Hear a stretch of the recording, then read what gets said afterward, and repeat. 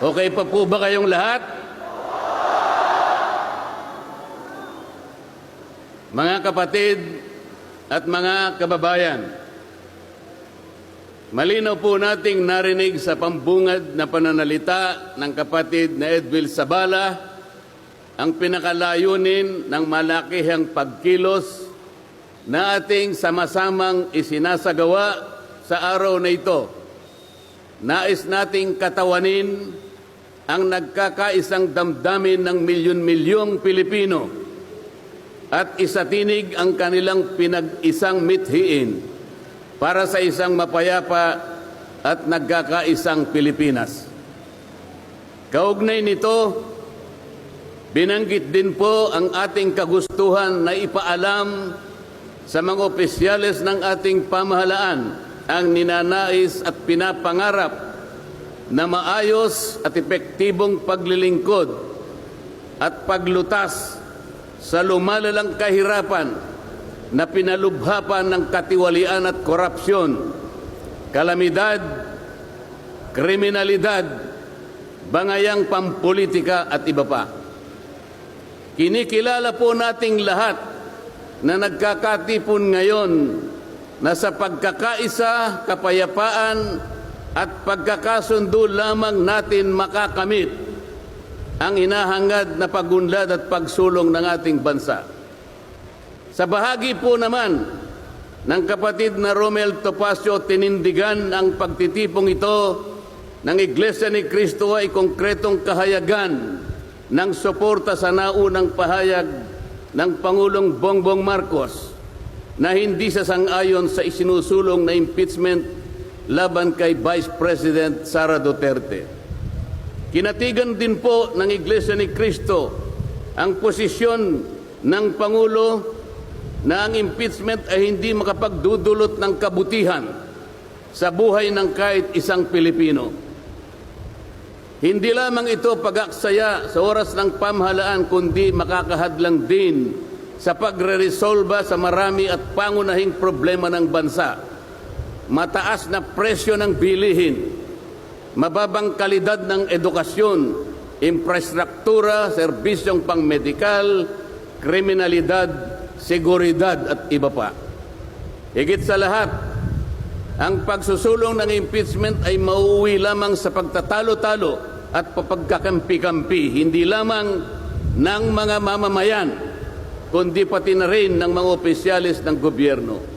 Ipinaalala rin na kapag nagtatalo-talo ang mga nasa pamahalaan, apektado ang taong bayan, at kapag magulo ang bansa, ang mga tao ang kawawa.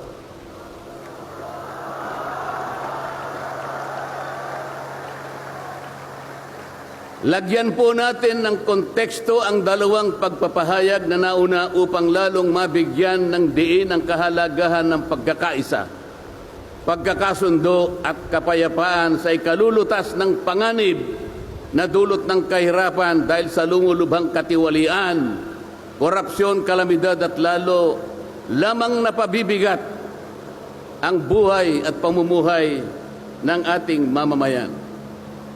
Sa isang ulat balita ng periodikong Philippine Star, 4 na araw nang nakararaan ay ganito ang sinasabi. Based on a recent SWS survey, an estimated 17.4 million Filipino families considered themselves poor in the last quarter of 2024. This number represents 63% of the surveyed respondents, the highest self-rated poverty in 21 years. Across the country, Mindanao had the highest self-rated poverty at 76%, followed by Visayas at 74% and Luzon at 55%.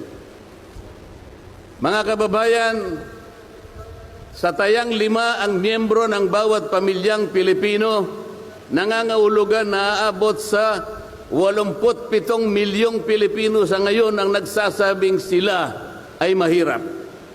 Katumbas ito ng 75% ng ating populasyon ngayon na tinatayang 116 million o mahigit pa.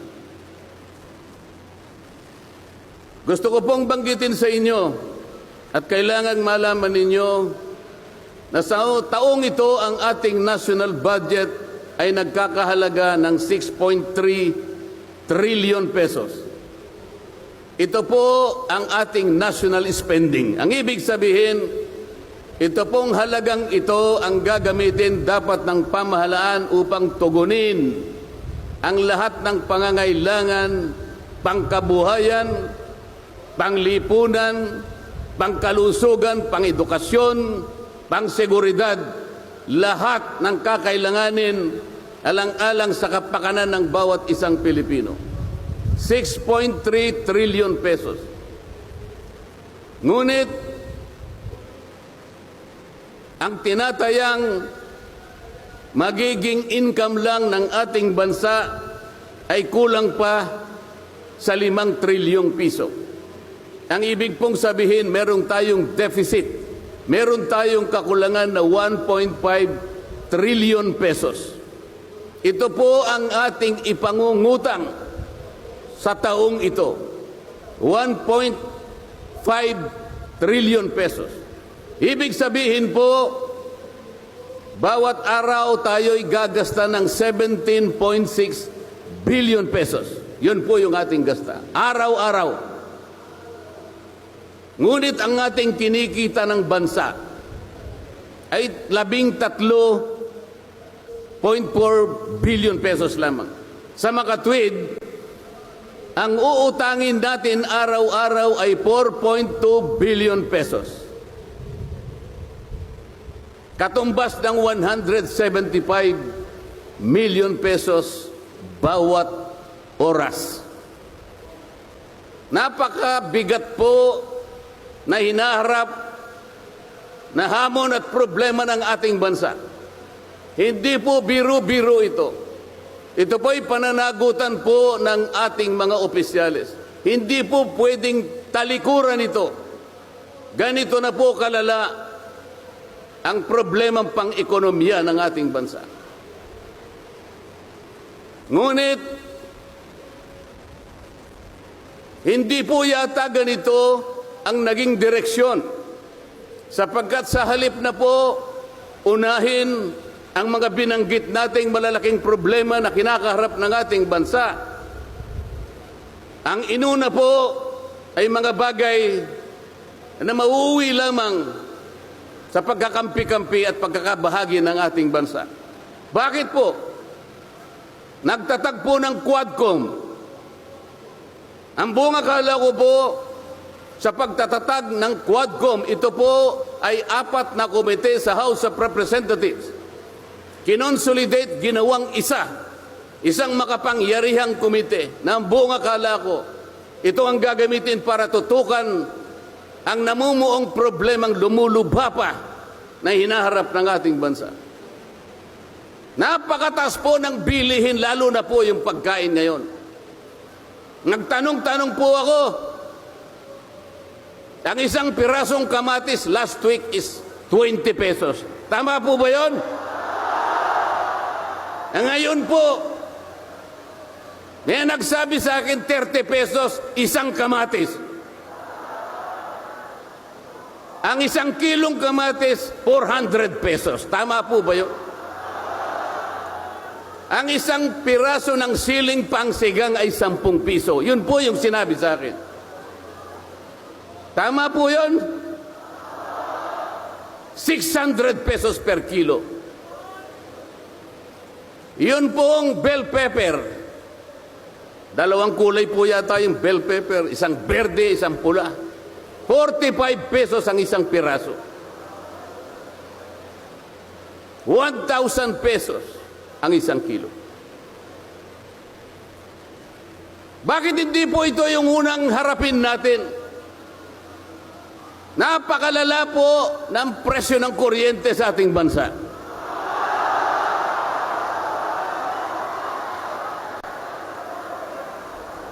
Meron po akong isinulong na 10 panukalang batas na ang tanging layunin ay ibaba ang kuryente sa bansang ito. Ikinalulungkot ko pong ibahagi sa inyo na kahit isa'y wala man lamang pong nadinig.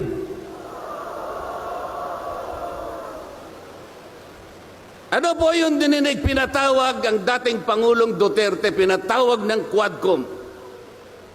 At ang ginamit na pamamaraan ay yung isinasaad sa saligang batas, Inquiry in Aid of Legislation. Natupad po ba yung Inquiry in Aid of Legislation? Paano po in aid of legislation kung ang tatawagan nilang resource persons para humarap sa paglilitis na yon ay puro kalaban ng dating Pangulo? Alam po ninyo lahat yon. Pinagtatanong nila yung Pangulo base doon sa mga sinumpaang salaysay at affidavit nung kanyang mga inusig nung kanyang panahon sa war on drugs. Hindi naman ipinatawag ang mga taong maaring makapagbigay sa kanya ng tulong upang ipaliwanag ang war on drugs. Hindi ipinatawag ang mga Solicitor General sa kanyang panahon. Hindi ipinatawag ang mga Chief PNP upang magpaliwanag kung ano ang war on drugs. Puro kalaban ang dating Pangulo. Yung mga abogadong kasama niya para magtanggol sa kanya, hindi pwedeng magsalita. Sapagkat ang tuntunin sa mga komite, ikaw ay papayagan lamang para payuhan mo ang kliyente mo sa kanyang karapatan. Ngunit paano mangyayari na ang kliyente nila ay papayuhan sa kanyang karapatan kung bubulungan lang siya, ay makikita siya ng isang chairman doon. Attorney, huwag mong bubulungan yan. Iko-contempt kita.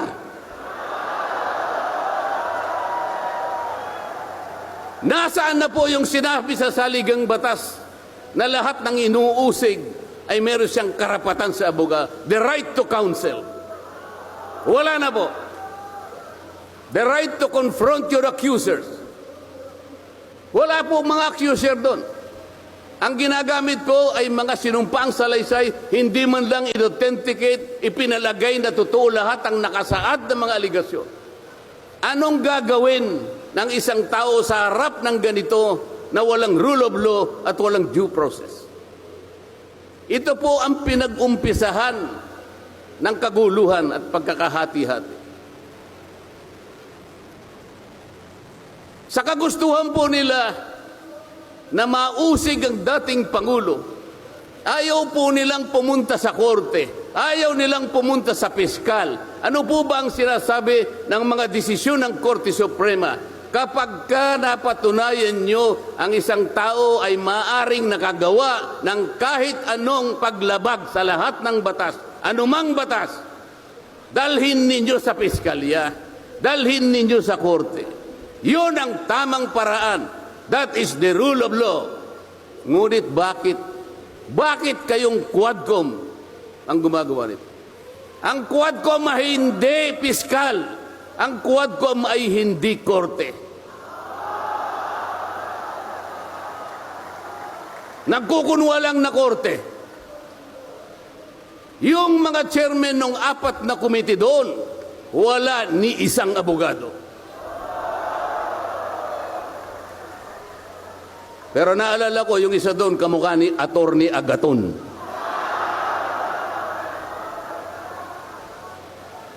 So sa halip na ang unahin ay yung kapakanan ng mamamayan, sa harap at liwanag ng napakaraming nakabantang panganib sa atin, sa ekonomiya, panglipunan, pangsiguridad, korupsyon, katiwalian.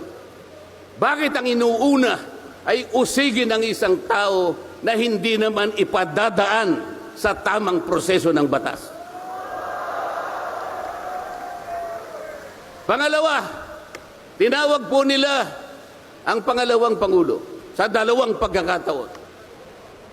Una po, nung magpipresent siya ng budget.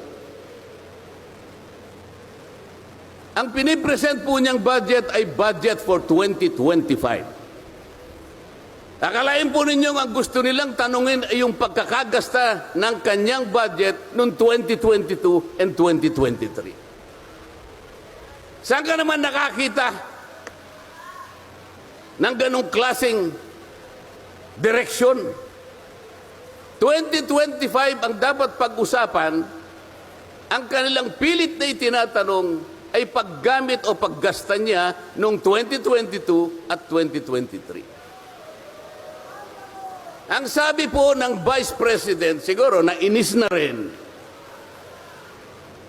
I forgo my opportunity to defend this 2025 budget and I leave it to the discretion of the House of Representatives as presented. Oh, ayaw pa nilang tanggapin. Nang ibig sabihin, ayaw ko nang idepensa sa inyo. Bahala na kayo. Kung anong gusto nyong ibigay sa akin, bahala na kayo. Ano pong ginawa nila? Hindi. Kinakailangang masagutin mo lahat ito. Walang exempted dito. Kahit anong ahensya, kailangan namin tama po yung lahat po ng paggasta ng pera ng bayan ay kailangan pong suriin. Totoo po yun. Ngunit meron pong pagkakataon at panahon sa paggawa nito. Hindi po sa panahon ng pipresenta ng budget. So ang ginawa po nila, tinawag uli ang pangalawang Pangulo sa isang pagdinig sa isang komite na kung tawagin ay Committee on Good Government. Alam po ninyo yung pagsisimula nila para magkaroon ng katwiran na masabi na ang Vice President?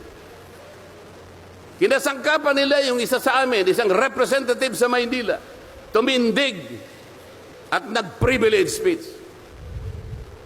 Yung subject matter po ng kanyang privilege speech ay kaugnay po ng budget na pinagtatalunan na po sa plenaryo at sa committee.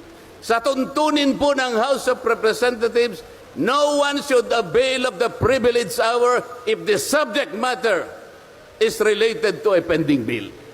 Nandun na po yung bill sa baba. Pinagsalita pa po yung isa. Nung banggitin ko po ito, nire-raise ko po, sabi ko, wala pong katwiran ito. Kailangan po tindigan ninyo, sundin ninyo ang ating tuntunin. Kapag hindi tayo sumunod sa ating tuntunin, sinong maniniwala sa atin na tayo may karapatang gumawa ng batas para sa ikabubuti ng ating bansa?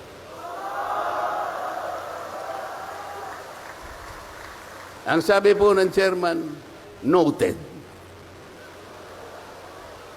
Saan ka naman nakakita ng ganun? Ang House of Representatives ay lugar ng pagdidebate. Doon masusuri kung sino ang may katwiran. Kung hindi magsasalita ang chairman. At pagkatapos po, sinabi ko pa, bakit baka ako, dahil lamang sa isang manifestation ng isa sa amin, ginawa na naman ninyong isang motu proprio action. Yung motu proprio po ay, ibig sabihin, ang komite sa kanyang sarili ay pwedeng mag-imbestiga sa sarili niya. Pero ginamit nila yung manifestation ng isa sa amin. Mali na naman po yun. Hindi po dapat ganun. Nung i-raise ko po yun, ayaw na naman po nilang pumayag. Samantalang ako po, I delivered a full privilege speech. DepEd din ang pinag-uusapan nun. At ang ni-raise ko po ay yung katiwalian involving more than 3 billion pesos covering 3 annual audits of the Commission on Audit. Kahit na full privilege speech, hindi man lang po ni-refer sa committee. Samantalang yung illegal po na privilege speech, dali-daling ibinigay kagad sa Committee on Good Government.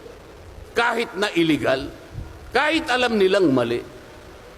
Ito po yung problema. So sabi ko, Mr. Chair, bakit tayo po ang sumusuri? Bakit tayo po ang nag-audit ng confidential funds ng Vice President? Bakit tayo po? Hindi po ba ang minanduhan ng ating saligang batas na tanging may otoridad at kapangyarihang mag-audit at mag-examine ng lahat ng report at papeles ng pagkakagasta ng ating bansa ay ang Commission on Audit. Ni-raise ko na naman po yun. Ayaw pong sumagot ng chairman. Ang pinasasagot po sa akin ay yung hindi abogado. Sabi ko, Mr. Chair, nilapitan ko po sila. Mr. Chair, huwag naman pong ganito. Ilagay naman po natin sa konteksto at sa regulasyon ng ating ginagawa. Tinatanong ko po ay isang constitutional issue. Bakit ang pasasagutin mo sa akin ay hindi man lang abogado? Huwag mo naman akong insultuhin.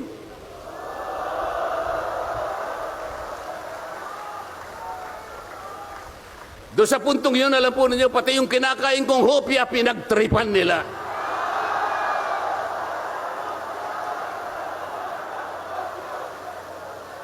Ang Iglesia ni Cristo ay hindi po laban sa impeachment, sapagkat ang impeachment ay itinatadhana sa saligang batas. Ngunit, kung ang paraan ng pagsasagawa nito ay wala sa batas at wala sa tuntunin, ito na naman ay pagmumulan ng kaguluhan, pagmumulan na naman ng pagkakabahabahagi ng ating bansa. Ito po ang gusto nating iwasan. Ito po ang gusto nating iwasan. Iniimbestiga nila po yung confidential funds. Ang tanong ko po, Mr. Chairman, mahigit pong 400 opisina at ahensya ng ating pamahalaan ang tumatanggap ng confidential funds. At sila din ay natatawagan ng pansin ng Commission on Audit. Bakit naman isang opisina lang ang pinipilit niyong usisain? Hindi ba masyadong halata namang pamumuliti kayan? Ito po yung gusto nating liwanagin. Hindi po tayo laban sa pag-iimbestiga ng katiwalian. Ilagay po natin sa ayos. Sana man lang, kumuha sila ng ilang pang mga bahagi ng opisina na kagaya din ng paggagamit ng confidential funds, sapagkat ang layunin po raw ay makagawa ng batas. Kung talagang gusto ninyong gumawa ng batas, kasi po in aid of legislation, palagi po ito ang nagagamit, inquiry in aid of legislation. Nasa saligang batas po naman talaga ito. Kaya lang, meron pong limitasyon ang inquiry in aid of legislation. Ano po yung unang limitasyon? Kailangan po meron ka ng nakabalangkas na batas, panukala. Hindi mo lang makumple-kumpleto sapagkat nag-aatubili ka, baka merong impact ito sa ibang sektor. Kaya tatawag ka ng mga tao na makatutulong sa'yo para sa ganun makumpleto mo ang iniisip mong panukalang batas. Pagka ganun, alam niya kung sinong tatawagin niya. At alam niya rin kung anong itatanong niya. Hindi po ganun ang nangyayari ngayon eh. Dahil nga wala na pong rule of law, basta na lang sila tatawag ng kahit sino sapagkat hindi naman po talaga ang layunin ay gumawa ng batas kung hindi usigin ang taong gusto nilang usigin. Ito po ang nangyayari ngayon. Kaya nga po, dahil sa kagustuhan nila na talagang usigin ng ICC ang Pangulong Duterte, alam po ninyo, yun lang ang tanging layunin. Sa 13 pagdinig ng Quadcom, 13, nakapaggawa lang sila ng isang batas na kahit siguro po high school graduate pagtatawanan niya yung kanilang panukalang batas. Bakit po? Yung definition na definition lamang po ng extrajudicial killing ay talaga pong matatawa ka na. Ayaw ko na pong pahabain yun. Ibig sabihin, ang layunin talaga ay hindi in aid of legislation, kung hindi in aid of prosecution, in aid of persecution.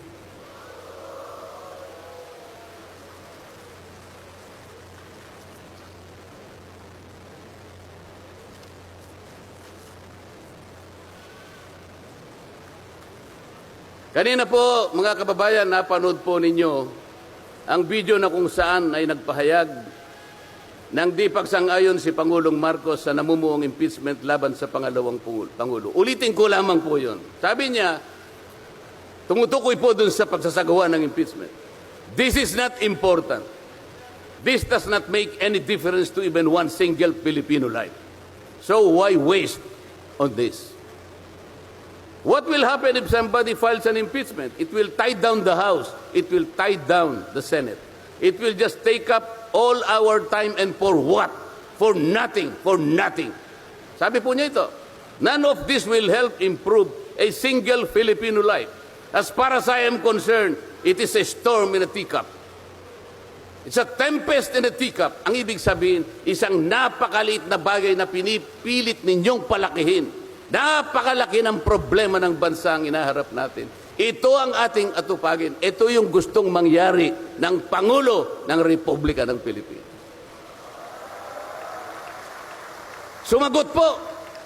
Sumagot po ang liderato ng House of Representatives. At sa isang bahagi, ang sabi po niya, ito po, kinuha ko lang yung isang bahagi sa isang mahabang manifestong ginawa nila.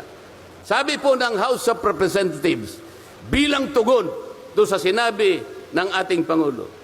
Sabi po niya, together, let us rally behind our President to protect and preserve the gains of democracy as we build a stronger, more united, and more prosperous republic. Pero nasaan po kaya? Nandito po kaya lahat yung mga sumama sa manifestong ito na sumusuporta na mag-rally tayo sa likod ng Pangulo? Tayo'y magkaisa upang panindigan yung nauna niyang pahayag na ang gusto nating unahin na pagkaisahan ay yung pagtugon, pag-address sa mga problema ng bansa. Nasaan kaya sila?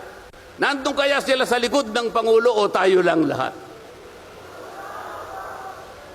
Sa makatuwid tayo pong lahat ngayon na sama-samang nagkakatipon ngayon na hindi ko mabilan kung ilang, baka meron 1 milyon po yata. Tayo pala ngayon ang nagkakatipon sa diwa ng tunay na kapayapaan at pagkakaisa na nagrarally ngayon.